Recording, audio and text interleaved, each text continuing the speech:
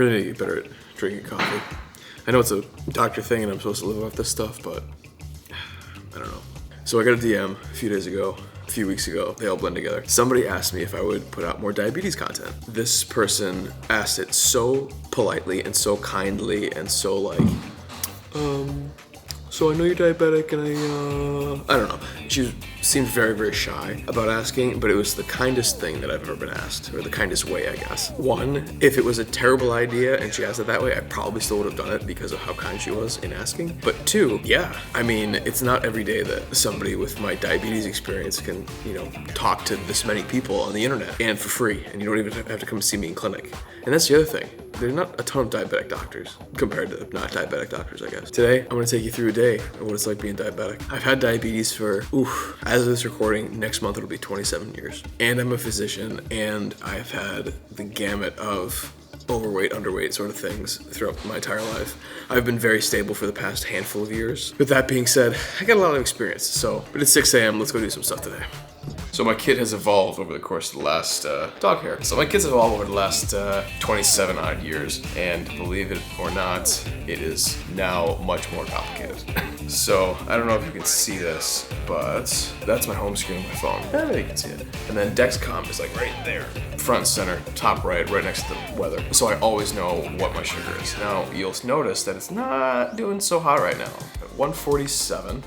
It's just after 7 o'clock in the morning. What usually happens to me is when I wake up, sometimes I'm great, sometimes I'm not great. I woke up at 92 this morning, and I'll be honest, I was thrilled, and it is not usually like that because if you know, you know. I haven't eaten anything yet today, but usually when I wake up, I think it's a cortisol spike. I think it's just getting up, getting moving, liberating some glucose stores from my liver, causing the blood sugar just to creep up just a little bit. Now, it's not egregious, and most people would consider 147 pretty good, and I do too, to be honest with you. I just recently switched over to this tandem pump, which talks to my Dexcom. Kind of controls my blood sugar pretty well. I'm not sure if you can tell, but there are some red lines up there where it stopped giving me insulin. That's kind of cool. It prevents me from going down. I have a notebook full of pros and cons from using this. I've used it for about a month or two-ish now. Starting to get an idea of whether or not I'd like it more than my shots that I used to give myself all the time. And I have a list of things, and I'll actually make that in a new video because it's a long list. But this requires, bolusing often, and it's nice that I can just do it right from this. That being said, the touchscreen is not spectacular. The charge lasts for like 3 or 4 days. So it's kind of nice. So bolus accomplished. I use Fiasp in here. It can hold about 250 units.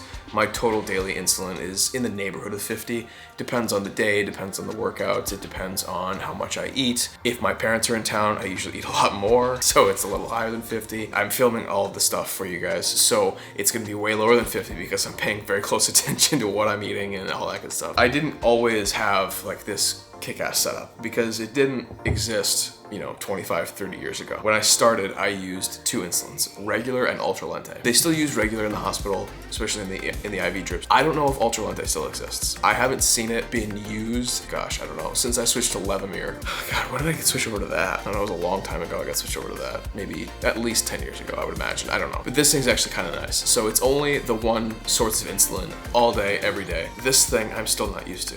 This thing still gets caught on doorknobs. I'm pretty sure for all the meme pages that I've seen, it's always gonna get caught on doorknobs, and I'm always gonna curse at it. The other thing you may have picked up on is how anal I am about my range. I don't love when my blood sugar goes above 140, 150. I wanna make sure I catch myself before I get to that point, so that's why I have it set to 140. The in range is 70 to 180, and that's great for a lot of people. It annoys me when my blood sugar is in the 170s. I consider that high because normal people don't want their blood sugar to get to 170s. I mean, if you crush an entire cake in 10 minutes, maybe, but I wanna keep my body as close to physiologic as humanly possible. I want to trick my body into thinking that I don't have diabetes. That's not super possible, but I want to try and get as close as I can so I don't have all the complications later in life. I don't have any complications yet. It's been 27 years. I'm very thankful to have that. I'm very blessed to be able to have these because frankly, this took me a couple years to get because it was going to cost multiple thousands of dollars out of pocket. Didn't really jive with me. So there was that. Also, we were trying to buy a house. So Dexcom G6, love the Dexcom.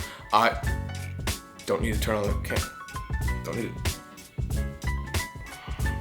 I was actually super against getting a Dexcom. I got the G5 about a year before the G6 came out, I think. I think I've had a CGM for about 5 years now. And I was super against getting it. Kyrie actually kind of pushed me into it. I was thinking that, you know what, I don't want to be bionic. I don't want to feel like I can't do it on my own. I don't want to feel like whatever. At the end of the day, I don't have a functioning endocrine pancreas. That's fine. Everybody's got something. Any opportunity I can get to make my life a little bit easier, make myself healthier in the long run, so I don't take this is gonna sound bad, but a more typical diabetic life course when, you get really sick in the 50s and 60s and you die then from usually heart disease or kidney disease leading to heart disease. And I didn't want that. So she finally broke me down after probably about a year. And I finally got one, and I hated it at first, depressed at first, disappointed in myself, in my taking care of my own health, and it was not great. But I gotta be honest, I love it. I don't know, it's been great. But that's my kit. I have the T-Slim, I have the Dexcom G6. I am liking it, but bigger review for this thing and how I like it and don't like it better than my shots coming up later.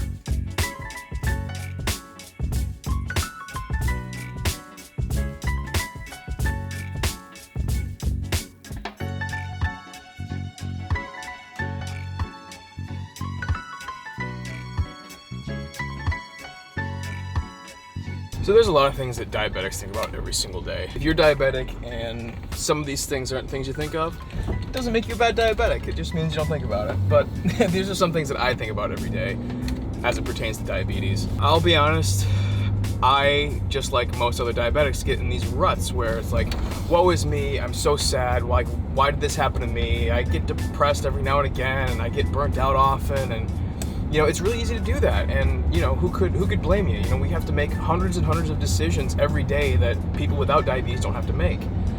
But then I realized, we've known about the symptoms of diabetes, at least, maybe not the actual disease, but the symptoms for the last 3,500 years. And it wasn't until almost 100 years ago, I think it was 1923-ish, when we actually started using insulin to help people with diabetes. And then it wasn't till 1963, I think, that the first insulin pump was invented. And the thing was a giant backpack. That's what the guy was wearing as an insulin pump. And it was, absurd. And now I have this thing in my pocket. We certainly live in a time where we're blessed to be able to, live with this disease. We often don't do anything to deserve it, but it just is. Everybody has to deal with something, in my opinion. Grand scheme, and all the things that I've seen in the hospital, this isn't something that's terrible to deal with, compared to a lot of other stuff. If you were born 100 years ago, you'd be dead by now. You wouldn't be able to watch this. Also, you wouldn't be able to watch this because YouTube didn't exist, but that's besides the point. And oh, by the way, the pump is younger than my parents. By a lot. I mean, I know am I old for a YouTuber? I don't know. I don't even consider myself a YouTuber, but I have a camera and I'm gonna post this on YouTube, so I guess I'm a YouTuber.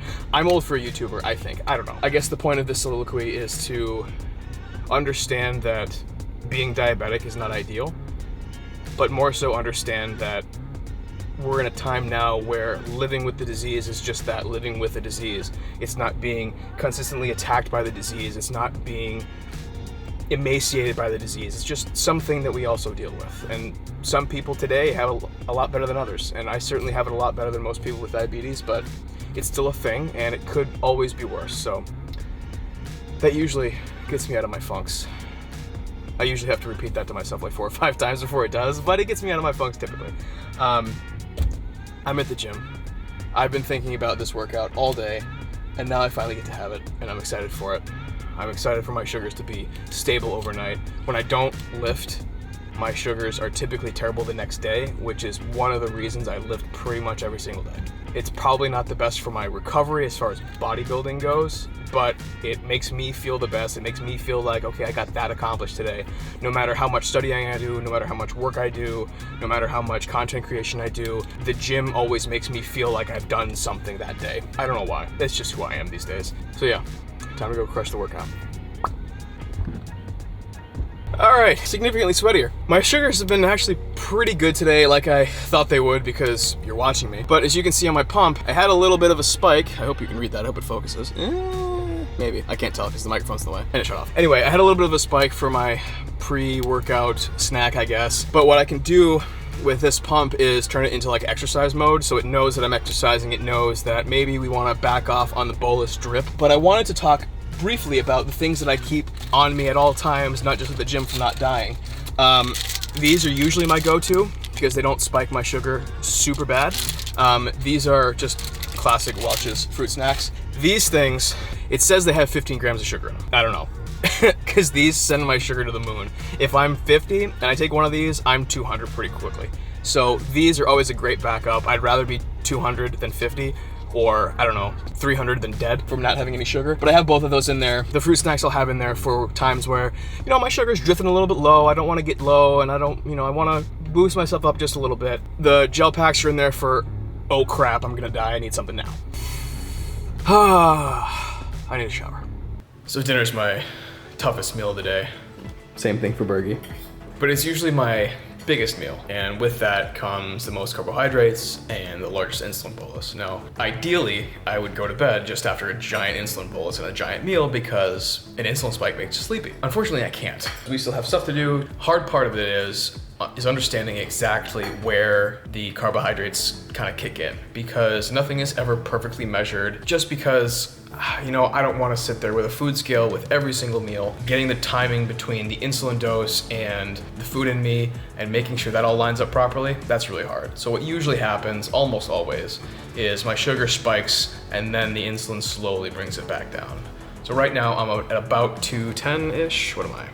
About 230-ish. And it's you know, it's kind of tough. I don't feel super great. Oh, look. Oh, wait, yeah, that's I. Gonna get those replaced soon.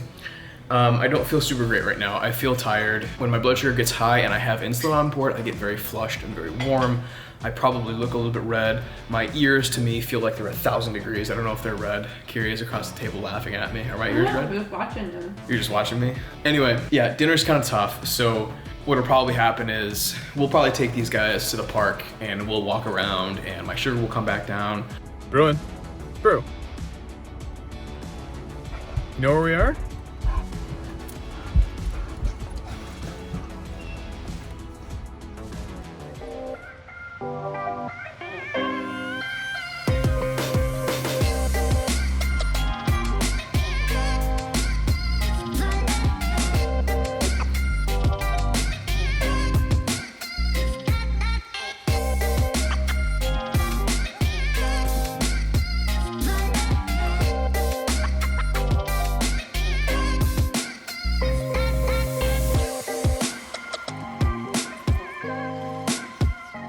It's time for my nighttime thoughts with regards to this blood sugar thing.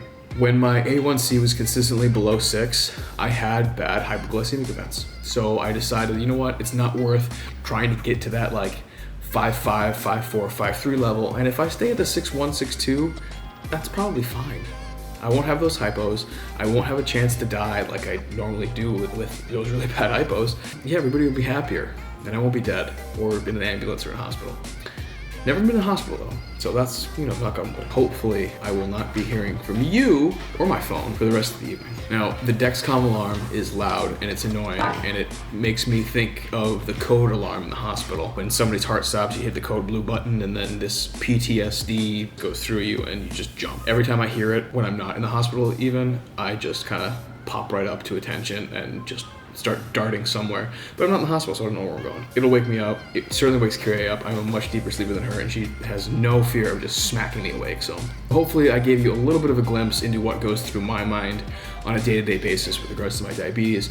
I hope you enjoyed it. I hope I gave you something to make you not feel alone with worried about it and being depressed about it. It happens to all of us. It certainly does. Even those of us who have had it for almost 30 years, and even those of us who've had the education to treat it and still struggle with it. I know I certainly do. And I'm gonna struggle with it for the rest of my life. So if you like this video and want to see more diabetes related content, let me know down in the comments below, and I'll see you next time.